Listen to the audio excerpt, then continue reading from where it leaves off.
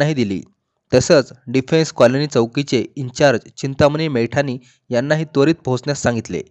केवळ 10 मिनिटात police team घटनास्थळी पोहोचली. गर्दी हटवून जेव्हा पोलीस घरात पोहोचले तेव्हा पलंगावर एक 32 वर्षाची महिला मृत अवस्थेत आढळली. तिच्या गळ्यावर कोणत्यातरी धारदार हत्याराने वार केलेले होते. जवळच एक चाकू आणि इस्त्रीही पडलेली होती. सर्वात धक्कादायक गोष्ट ही होती की महिलेजवळ तिचे 1 वर्षाचे बाळ झोपलेले होते आणि एक 7 वर्षाची मुलगी खोलीच्या कोपऱ्यात घाबरून उभी होती.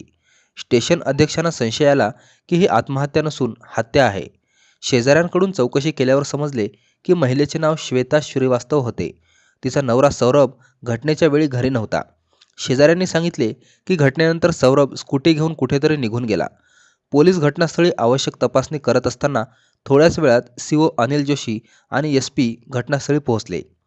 तिच्या मोबाईलमधून माहेरच्या लोकांना या घटनेची माहिती दिली. घटनास्थळावरील कार्यवाही पूर्ण झाल्यावर मृतदेह शवविच्छेदनासाठी 2 हॉस्पिटलमध्ये पाठवण्यात आला. श्वेताच्या दोन्ही लहान मुलांना आसपासच्या लोकांनी सांभाळले. जेव्हा ही दुःखद बातमी श्वेताचे वडील अजय कुमार यांना मिळाली तेव्हा ते त्वरित कुशीनगरहून डेहराडूनसाठी निघाले. दुसऱ्याच दिवशी ते पोलीस स्टेशनमध्ये पोहोचले आणि स्टेशन प्रभारीकडून त्यांनी संपूर्ण माहिती घेतली. पोलिसांच्या प्राथमिक तपासात हे स्पष्ट झाले की श्वेताचा मृत्यू गळा चिरल्यामुळे झाला होता. म्हणजेच हे प्रकरण हत्येचे वाटत होते.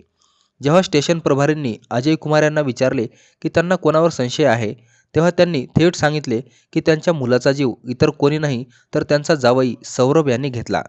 श्वेताच्या मृत्यूमुळे दुःखी झालेले तिचे वडील अजय यांनी अखेर पोलीस स्टेशनमध्ये आपल्या मुलीसाठी न्यायाची मागणी केली.